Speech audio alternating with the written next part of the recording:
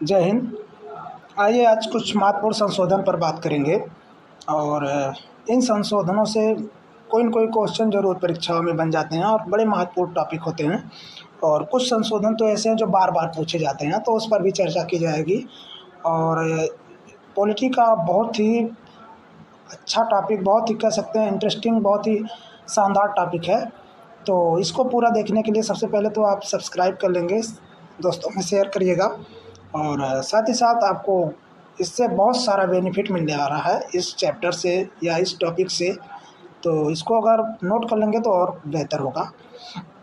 चलिए देखते हैं। तो महत्वपूर्ण संविधान संशोधन, अब इस पर एक एक करके हम चर्चा करेंगे। है तो तमाम सारे संशोधन, लेकिन वही संशोधन हम यहाँ बताएंगे जो परीक्षा की दृष्टि से ज़्यादा महत्वपूर्ण है और बार बार परीक्षाओं में पूछे भी जाते हैं, तो उसी पर चर्चा की जाएगी।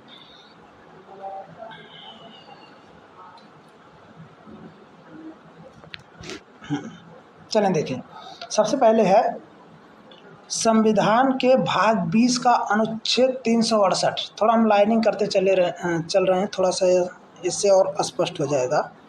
लाइनिंग भी कर दे रहे हैं। तो ये जो है, हाँ चले देखें।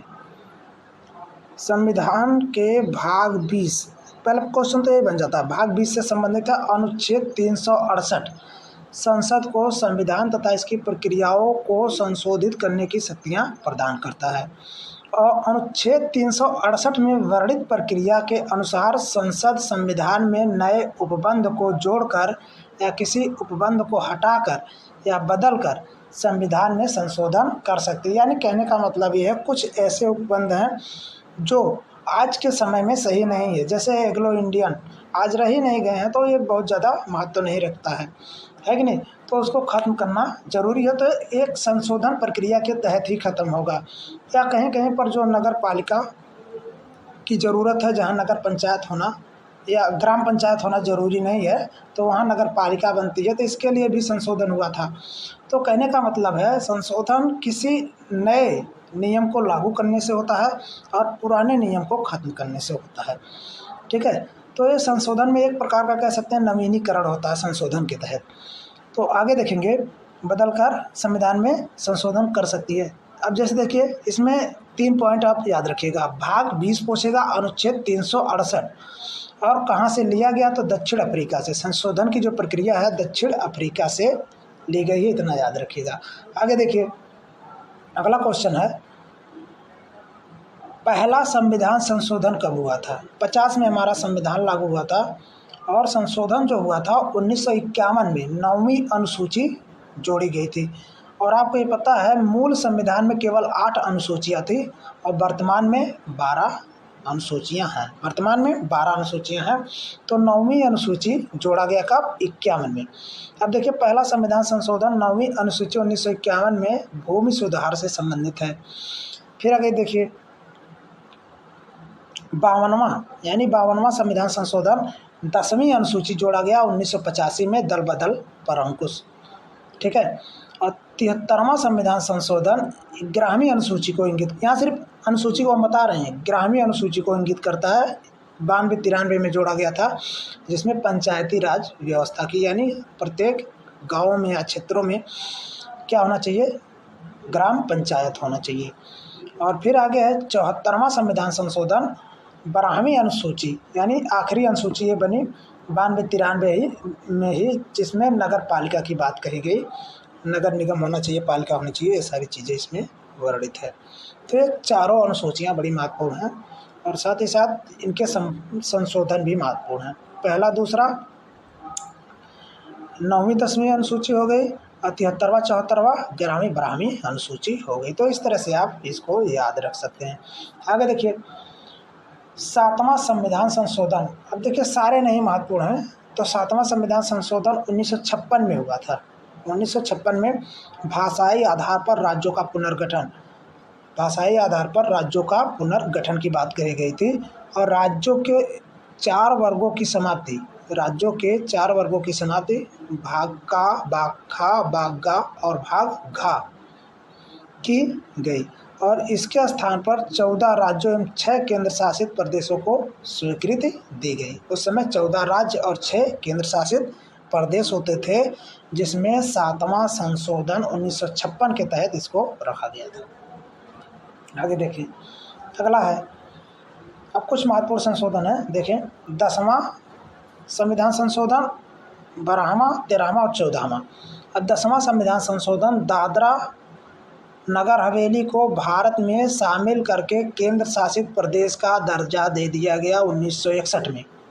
ठीक, अगला है 12वां संविधान संशोधन गोवा दमन दीव को भारत में केंद्र शासित प्रदेश के रूप में शामिल किया गया 1962 में।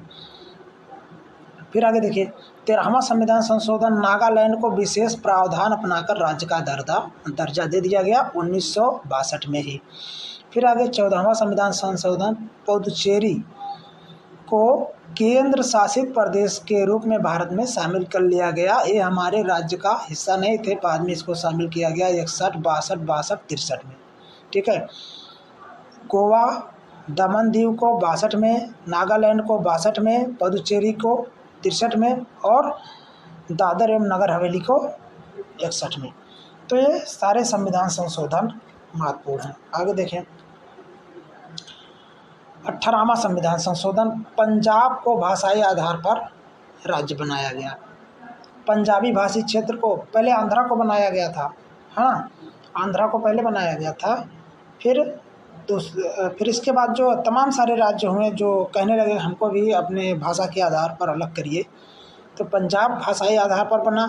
फिर हिंदी भाषा क्षेत्र के आधार पर जो है हरियाणा बना, और पर्वतीय क्षेत्र के स्थान पर या पर्वतीय क्षेत्रों की बहुलता के कारण हिमाचल प्रदेश अलग बना दिया गया, और केंद्र शासित प्रदेश में चंडीगढ़ को रख दिया गया। तो इस तरह से ये अलग अलग 4 राज्य उभर कर आए। फिर आगे देखिए, 21वां संविधान संशोधन बड़ा ही महत्वपूर्ण है। सिंधी भाषा को 8वीं अनुसूची में और 15वीं भाषा के रूप में शामिल किया गया, और इस समय कुल 22 भाषाएं हैं। फिर आगे देखिए, मूल संविधान में केवल 14 भाषाएं थी। कितनी थी? सिर्फ 14 भाषाएं थी, और बाद में 8 भाषाओं को संशोधन करके शामिल किया गया। वर्तमान में 8वीं अनुसूची में 22 भाषाएं हैं। फिर आगे देखिए, 21वां संविधान संशोधन सिंधी भाषा से संबंध रखता है, और ये हुआ था 1967 में। कब? 1967 में। 71वां संविधान संशोधन द्वारा नेपाली, मणिपुरी और कोंकणी को 1992 में जोड़ दिया गया। 52वां संविधान संशोधन डोगरी, मैथिली, बोडो, संथाली, यानी बोडो, डोगरी, मैथिली, संथाली को 2003 में जोड़ दिया गया 52वां संविधान संशोधन द्वारा। तो इस तरह से ये भाषाओं के परिप्रेक्ष्य में 21वां संविधान संशोधन रहा है। आगे देखें, 22वां संविधान संशोधन। 22वां संविधान संशोधन 1969 में हुआ। इसके द्वारा असम से अलग करके नया राज्य मेघालय बना दिया गया। पहला क्वेश्चन तो यही बन जाता है, मेघालय किस राज्य का हिस्सा है? तो असम का। फिर देखिए, 36वां संविधान संशोधन, इसके अंतर्गत सिक्किम को भारत में 22वां राज्य बना दिया गया। 22वां, ठीक है, 1975 में। और 69 में मेघालय अस्तित्व में आया, 75 में सिक्किम। हालांकि सिक्किम एक अलग देश हुआ करता था, ठीक है, तो इसको भी भारत में सम्मिलित किया गया। आगे देखिए, 42वां संविधान संशोधन बहुत पूछा जाता है, 1976। 22वां संविधान संशोधन 1976 में हुआ था। इसके द्वारा संविधान में व्यापक परिवर्तन, मतलब बहुत ज़्यादा परिवर्तन हुए थे, जिस कारण इसे लघु संविधान भी कहा जाता है।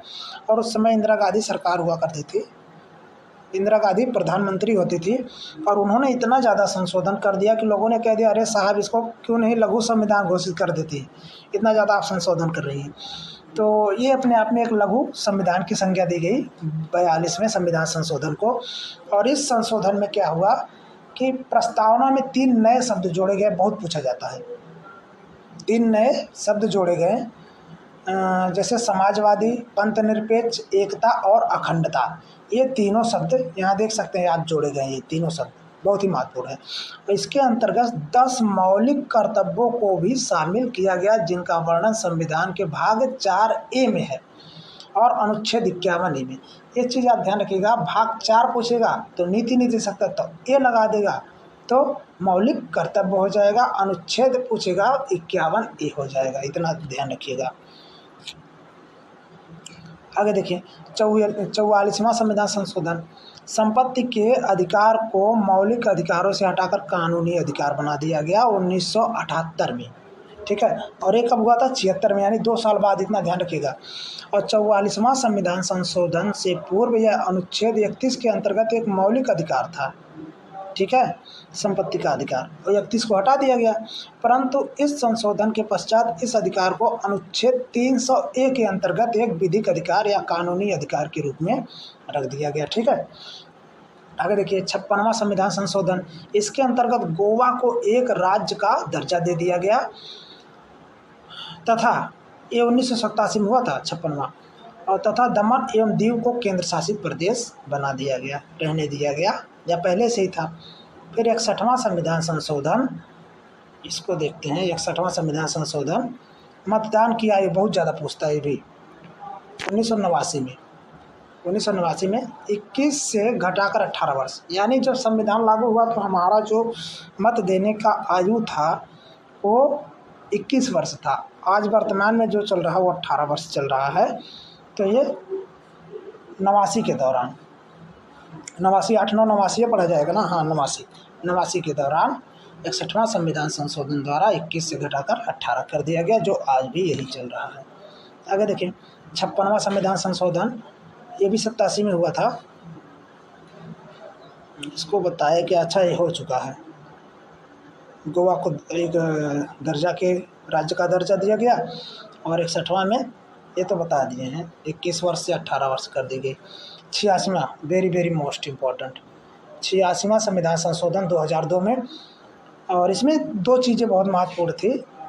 अनुच्छेद 21A के तहत प्रारंभिक शिक्षा को मौलिक अधिकार में शामिल किया गया, मौलिक अधिकार बनाया गया, और 11वां मौलिक कर्तव्य जोड़ा गया।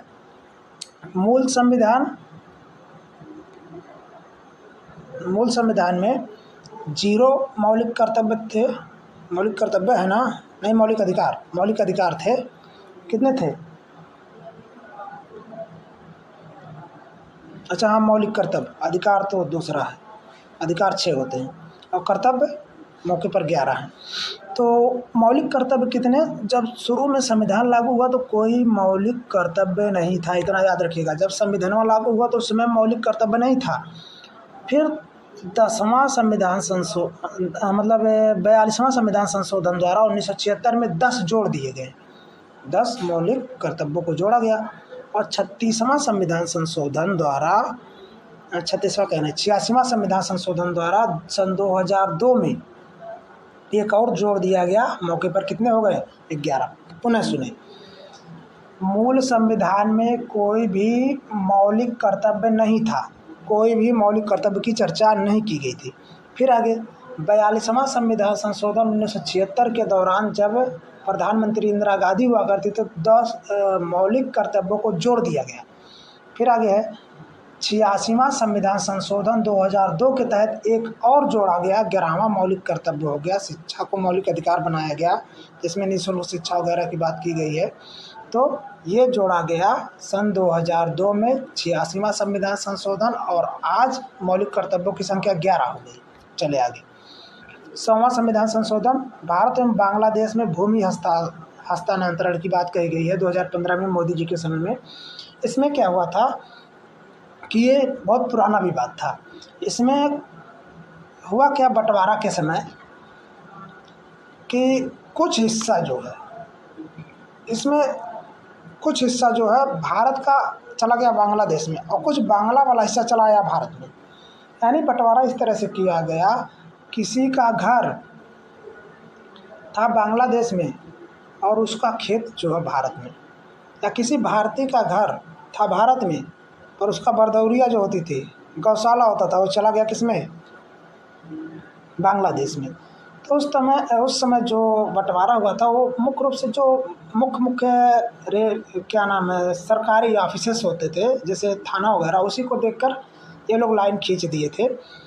जो बाद में ऐसा लगा कि मतलब कुछ इन लोगों के साथ गलत हुआ, कुछ एक ही गांव का हिस्सा कभी कभी आधा इधर हो गया आधा इधर हो गया, तो दो अलग अलग हिस्सों में बंटने के कारण लोगों में समस्याएं होती थी भारत में आने जाने में या बांग्लादेश में आने जाने में। तो यही चीज़ जो है मोदी जी ने ख़त्म कर दिया, यानी भारत वाला भारत में ही सारी चीज़ें लेकर रहेगा और वहाँ का वहाँ। तो उसको एक अदला बदली वाला सिस्टम के तहत ख़त्म किया गया। विरूबियन केस के नाम से भी जाना जाता है। आगे 101वां संविधान संशोधन जीएसटी को लागू करने से संबंधित है। और एक क्वेश्चन देखिए जूनियर एडेड में पूछा भी था। और 1 जुलाई 2017 को जीएसटी लागू हुआ 22वां और 122वां संविधान संशोधन विधेयक के द्वारा। 1 जुलाई 2017 को लागू हुआ, ये क्वेश्चन आया था 122वां संविधान संशोधन के द्वारा। ठीक है, 122वां संविधान संशोधन विधेयक के द्वारा और 101वां संविधान संशोधन के द्वारा जीएसटी को लागू किया गया। फिर आगे 102वां दूसरा संविधान संशोधन राष्ट्रीय पिछड़ा वर्ग आयोग को संवैधानिक दर्जा दिया गया, यानी 11 अगस्त 2018 को लागू हुआ। और 123वां संविधान संशोधन विधेयक के तहत आगे देखें 103वां संविधान संशोधन सामान्य वर्ग के आर्थिक रूप से पिछड़े लोगों के लिए शैक्षिक संस्थानों और नियुक्तियों में 10% का आरक्षण होगा। सामान्य वर्ग जो है आर्थिक रूप से जो पिछड़े हैं, और सही भी है। कुछ लोग सामान्य वर्ग में भले जाति विशेष के आधार पर लोग कहते हैं कि ये लोग सवर्ण हैं, लेकिन उनकी आर्थिक स्थिति आज भी बहुत गड़बड़ है, तो 10% दे दिए, बहुत अच्छी बात है। फिर आगे देखिए 12 जनवरी 2019 को इसको लागू कर दिया गया और 144वां संविधान संशोधन विधेयक के तहत।